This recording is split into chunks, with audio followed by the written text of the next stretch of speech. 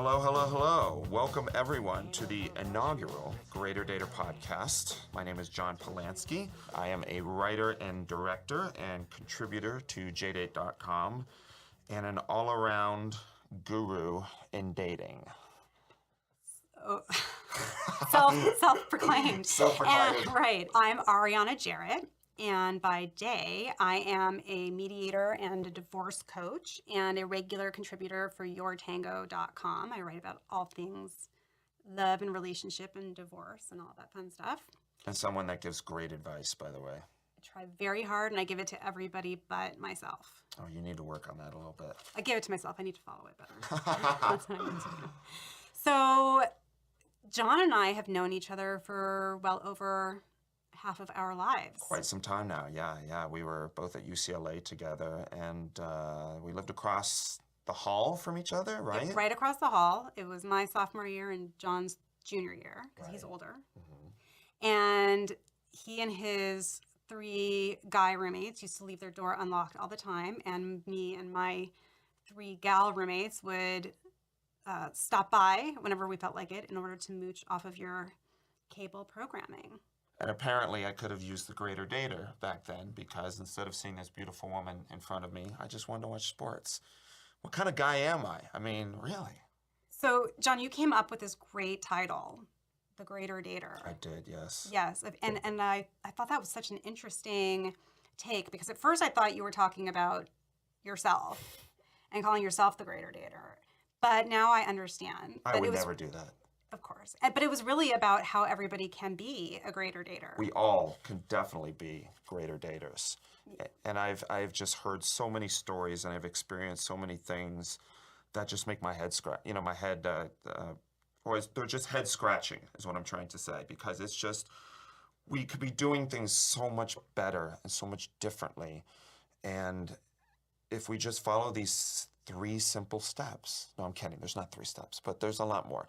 But if we would just, get out of our heads and do things, a little bit more naturally, I think we all could be a little bit more successful out there. I agree. I think that no matter how good you are at dating or think that you are, or how much you think you suck at it, I think that no matter what, you can be a greater dater. Absolutely, absolutely. So for this episode, because it is our first, we're going to focus on some of the firsts in dating. And we just want to make it clear up front that we're just going to be touching on these topics for today, because each one of these could be a show or more. And if you have some thoughts about these topics that we present, or anything else you want to know about how to be a greater dater, then you can send us an email at greaterdaterpodcast@gmail.com. Find us on Twitter at Greater Dater, or on Facebook, The Greater Dater. But we thought that today we would start with a bunch of first steps, because this is our first show. Yes, I think that's a great idea. It's our first show. I think you live and die in the single scene in LA by what you do initially, what you do first. And if you can't get it right first, chances are there's not going to be a second date. There's not going to be another opportunity. What do you think about that? I think that was so dramatic. It was, wasn't it? I mean, that's part of it, right? Do you really die? Like, is it really living die and is dying? not the word, but I think, your success is judged by how you are in your initial reaction, in your initial contact. I mean, all those things, it's the old adage, you don't get a second chance to make a first impression. So, you know what I mean? Mm-hmm. So it's important. It's important to be who you are, but at the same time, do the things that are going to get you that, second opportunity. And that's where I think this is going to be interesting, because we agree on so much, but I think our perspectives are also really different. Totally because different. I feel like the live and die perspective is one that so many people share, and I'm not saying that they're right or wrong, but part of what happens is that everyone's taking it so seriously that I feel like, at least in my experience, so many people are just not enjoying the I think it's such a fun process. And maybe that's also a perspective because I'm divorced, John's never been married, and I just see dating now that I know of, or would you know if if you were married before. No, not that I know of. Well, yeah. Yeah, it's not the case. There was Mexico. Okay. So, other than his being married to a Mexican jail guard, my feeling is that being divorced and now being able to date, every date is just this fun opportunity that I potentially couldn't have had. So, Yeah, and I think you totally touched on something. I hear so many stories from people that are just miserable. They're not having fun. They're not out there. You know, they have terrible stories, this, that, and the other. If you're not enjoying the process anymore, get out. You know, take another hobby, do whatever you have to do. Dating should be fun. It should be exciting. You're meeting a stranger for the first time, could be a potential. Have fun, go with it. And I think the minute that it's not fun anymore, you need to, sort of reevaluate where you are. take a dating breather. Yes, take a dating breather, take a break, Right. vacation, whatever it is you need to do. Uninstall your apps. Exactly. Give it a rest. Yeah, and then come back with a fresh perspective.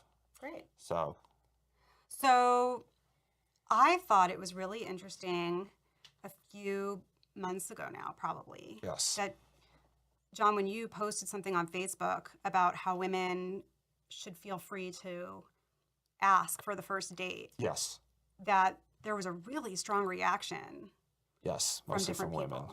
Yeah. And I thought, well, and one guy who wouldn't, but I just thought it's it's an interesting question because there's that whole silent communication with the online dating now. Right. And so if you both connect at the same time, who should reach out first? Who should ask for the first date? When you're not actually in person, it's just such a different experience now. Well, a little bit of history. I posted something on Facebook about women being more proactive when it comes to asking a guy out, or instead of just being the normal woman where you let the guy lead, being a little bit more aggressive. I think aggressive is the word. And a lot of women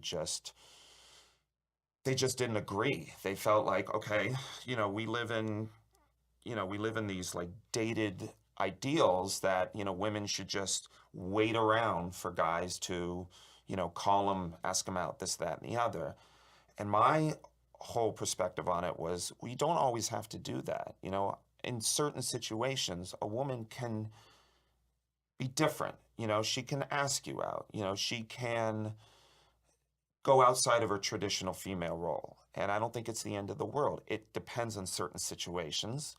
But I think it's okay every now and then if you want to take the lead. I just think it's fascinating that you started what you just said by saying you don't have to be a normal woman. Why? Well, because does that mean then it's like a contradiction in terms? So then if I'm going to ask a guy out first, am I abnormal? Well, no, maybe normal wasn't the right word, but to be... I think there's something to it. It's not necessarily that you're being insulting when you say that, but it is. I think that we're at a time when we have this interesting wrestle going on within our Right. generation, within ourselves, about what is it like. There was some basis that made sense to the traditional gender roles that we used to have in society, but Yeah. also it's incredibly freeing to not have to follow them. Exactly. So I get torn about it because on the one hand, I agree with you. Mm-hmm. Why shouldn't I ask a guy out? Why does it matter? Who cares these days? But my experience has been that when I have asked a guy out, he's potentially said yes or no, and either way it's fine. But it's never become something serious because if I've asked him out first, he might out of curiosity, or he might say, okay, yeah, you're kind of cute, or something like that. But he's never going to be all that gung-ho if he wasn't the one who initially was on the hunt and pursued me. So you think in the man's mind, he's already pretty much saying, I'm at the mercy of this woman because she has initiated the contact, or she's been the aggressor. Is that what you're kind of saying, or no? No, I just think that most men, I won't say most. Okay, I'm going to say most for right now. Most men, if they see a woman and they're that interested in her, they will ask her out. So if he's already seen you and he hasn't asked you out. What if he's shy?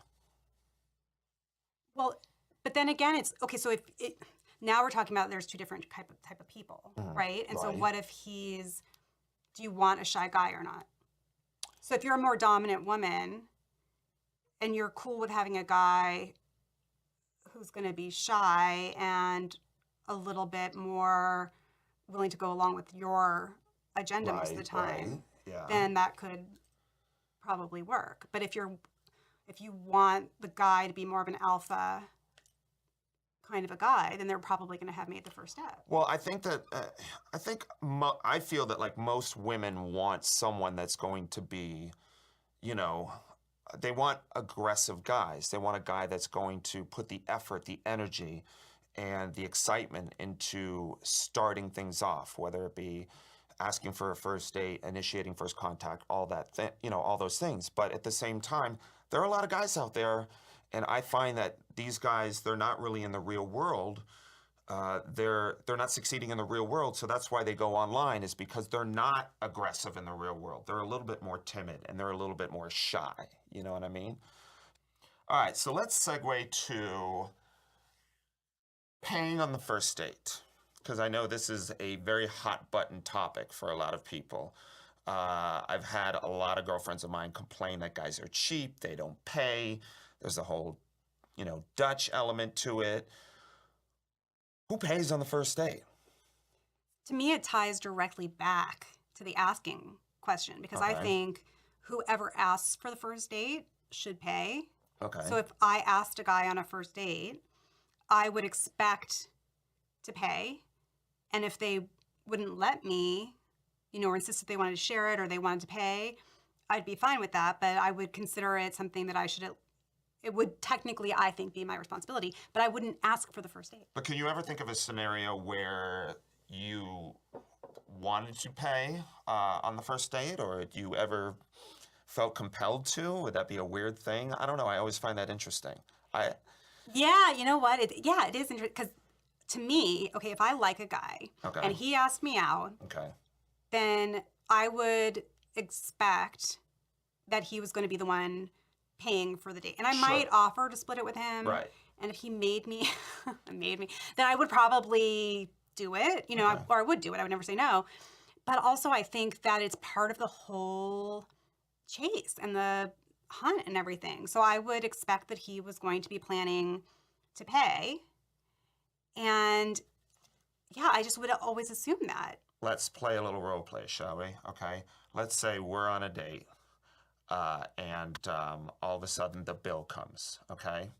So we wrap up our conversation. We're laughing. Ha ha ha ha ha. You do a little thing with your hair and you're flirting, and then we have to figure out what to do with the bill.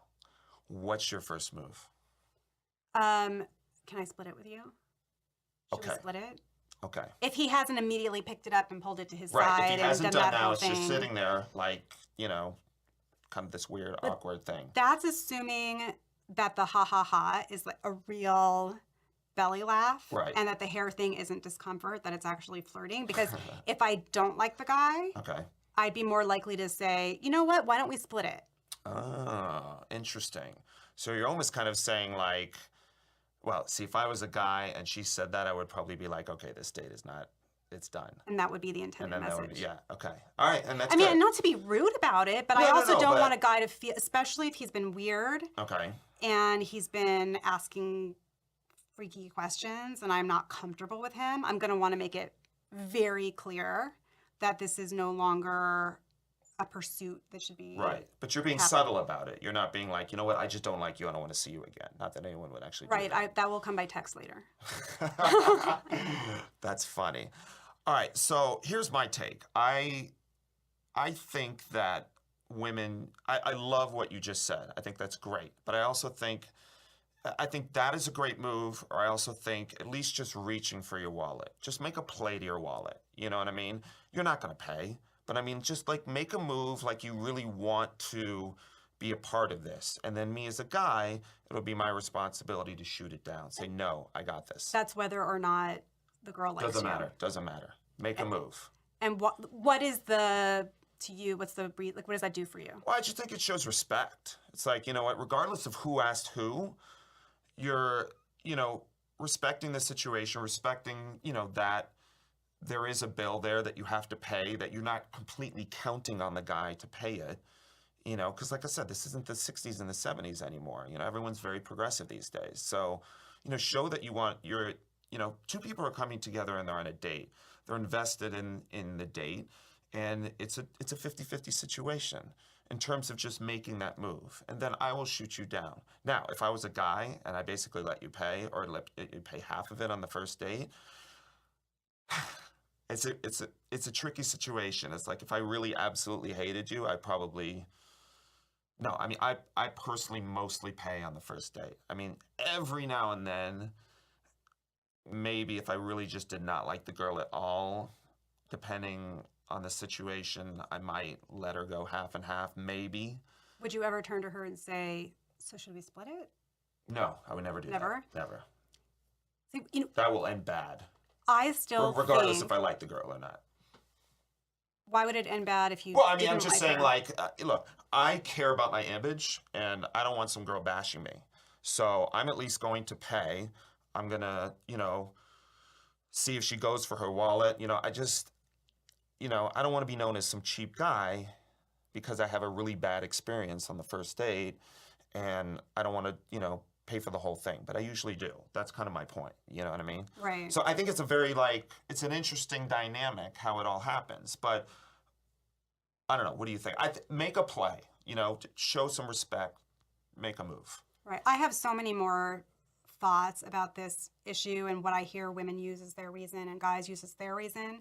And I'm sure that we'll get into this again in the future. Yes. And to anybody who's listening, everybody who's listening, if you have some thoughts on who should ask first and who should pay or split, then please do shoot us a tweet at greaterdater or email us at greaterdaterpodcast@gmail.com or look us up on Facebook. Yes, we'd love to hear from you and get your insight and take on this topic.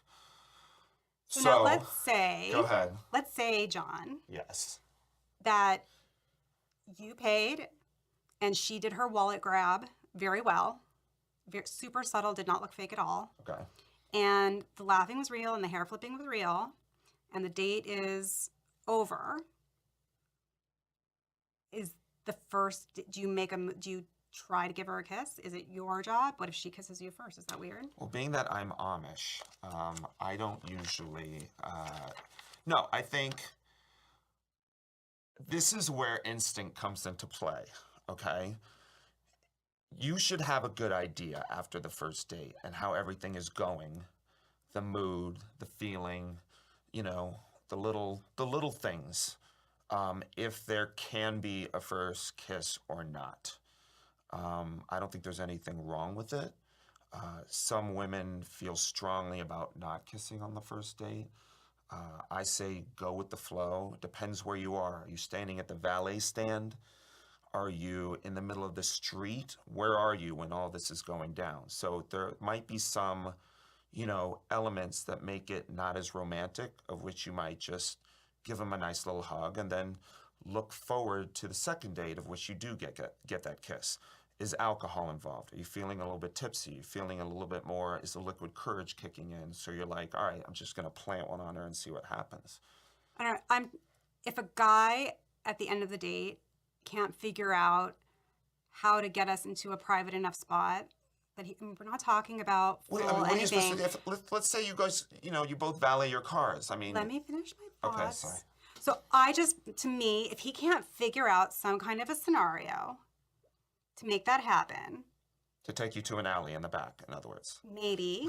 If he can't figure out some kind of a scenario, then to me, I'm going to have a message when I walk away of, well, maybe he didn't really dig me that much. I see, you're reading into it too much. But that's what we do. No. But I'm just telling you that that's a message that's being sent. If you don't even try.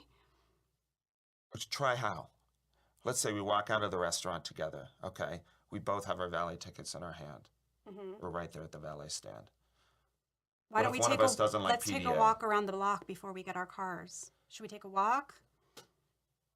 Okay. Do you want to let's go drive to a coffee shop and have coffee for a few minutes. There are ways to get away. Like that's to me But the because other what you're person has looking to at. be really willing to do that. Let's say I made that recommendation to you. What if you Yeah. were super tired? Then that Doesn't would mean- be doesn't my nec- bad. And then if I, as a Right, guy, doesn't you nec- might feel rejected. And maybe my intention would be to reject you. Okay, I could see that too. But I think but let's simplify Why does it it a little bother bit. you so much when you No, can see you're, what I I'm think saying? you just need to simplify it, which, listen, Well, we I'm don't not get typically, enough don't pick a place credit. with a valet. What? Don't pick a place with a valet in the first place. Well, all right. That's a whole other conversation. We don't get enough credit for, it takes a lot of, guts to just plant one right on you right there. I don't know, maybe I'm just being over dramatic about it. No, but I don't think know. that's the thing. I think that, guys say that they're not overthinking, right? And I think you guys give yourselves a lot of credit for that. But sometimes I think that it is a matter of overthinking, and then that keeps your instinct from being able to kick in. And I don't know about you, but I've definitely had the conversation with somebody after we've had a few dates where we've talked about, so when did you think that we would first kiss or something like that? And they would say, yeah, I planned it out. Like I planned how we were going to get to the place where we'd be able to. Okay. And to me, at least, that's hot. Well, I like that. I like that a lot, but not everyone's a planner. I mean, not everyone is. You know what I mean? Not everyone has the ability to completely map out where they're going to be in specific portions of the night. So I'm talking, from a spontaneous, point of view. For example, I went out with this girl, this was like a couple months ago, and granted it was the end of the night and there was no one else there, and we were both at the valet stand, and I just grabbed her and I just planted one right on her right there. But, we were in a quiet street, there wasn't a hustle bustle all, around and everything, and I just did it, and it felt good, and it was great. But you're not always going to be in that position to do that. And there's a lot of guys out there that don't feel comfortable throwing it out there. And here's the problem I have, is that women immediately go to that area where they say, all right, this guy's not aggressive. This guy's not this guy's not that. And they throw them quickly into the friend zone. And it's like they don't respect the fact that, all right, so maybe it didn't happen there. Now, if this is still a conversation or still an issue after the second or the third date, then that's fine. But give us a little bit of slack on the first date. Okay, so I'll give you a little bit of slack, but here's just a follow-up thought. Okay. Okay, so another option, let's say that it just was not logistically possible to make it happen. Okay. To send a follow-up text that says, I wanted to kiss you so badly. I'm sorry we didn't have the right kind of a spot for that, and I can't wait for next time. That's a great idea. All right. So now that we have the kissing established, Okay. because here's my other thought about kissing. To me, a kiss tells you so much. And I used to think that it was kind of superficial, that if you kissed the first time and it wasn't good, to judge that as maybe this is not going to go anywhere. Okay. Right? And I don't totally give disagree somebody with a you there. chance. Yeah. You can tell a lot about a person from the way that they kiss. Well, I think you can tell if there's chemistry or not. Sure. Right? So I think that if you don't kiss on the first or second date, then you're missing out on learning that. Okay, but So again, no, don't bunch those two together. The first date, leave it off the table as far as kissing is concerned. If it happens, great. If it doesn't, it's fine. It's not the end of the world. There's no love lost. There's no less romanticism, whatever. It's a first date. All bets are off. Second date, fine. I get it. But first date, give a little slack. Okay, so I'll give you. Let's just say that we're in a scenario where you do kiss on the first date. Okay. And it's amazing. Okay. Right, best kiss ever, best first date Like kiss music ever. in the background, fireworks. The balloons are balloons. flying away, and the fireworks are going, and the butterflies and the Disney princesses are waving to you and saying, "Come join us." Everything's awesome, right? Okay. Is it okay to then have sex? You're both down for it. We're talking about a full consensual information. You just went right there. Because I feel like at this age, like there's not. Well, I'm wondering, is there that much middle ground? Or are you saying like after you have a kiss with someone on the first date or whatever, first or second date, just go right to sex? No, I'm not saying you should. I'm asking, and I'm asking you from That a guy's night. perspective. That night. Yeah, from a guy's perspective, let's say it is just so good that neither one of you can get your hands off each other. You end up in one of your places afterwards. If you end up completing the act that night, does that kill it? I feel like that. The answer is no. No, you shouldn't, or no, it doesn't kill everything. No, you shouldn't.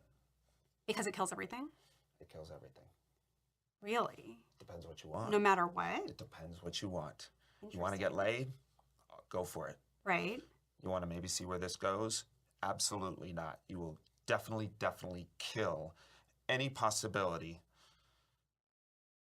Although, my ex-girlfriend and I actually had sex on the first date, but that's a whole other. Well, see, so right there. But I'm just saying, no, it's not going to go anywhere. But we'll After how many dates should it go there? Three dates.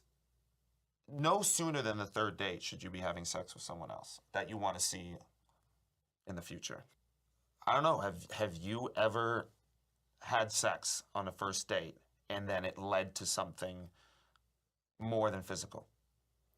Yeah, well, I've had both situations happen. Okay. So I've had situations where, well, I've had three, let me say there are three. Okay, I've had situations where it happened on the first date because we were just so caught up in the moment, and it was somebody I really was interested in having something with longer term, and then it did kill it. And then I was punching myself afterwards for having let it go there. Understandable. And I may or may not have then freaked out on him by text. I don't know. I don't remember. And I can't remember. And then I've had situations where it was somebody who I knew I wasn't going to have anything long term with. And so it was going there and I let it go there and it was no big deal and it was totally fine for both of us. Right. And then I've had situations where it was on the first date. It was great and it just got greater. So I don't know. I think I just know that for me, if a guy's waiting too long, I'm going to start to wonder. Oh, yeah. I mean, you don't want to wait too long. Is. But the thing that people forget, and I'm going to sound like a total chick when I say this, but sex is a prize. And you have to earn that prize. And you have to work your way up to that. I feel like I earned that prize by being in a sexless marriage for 10 years. Okay, that's fine.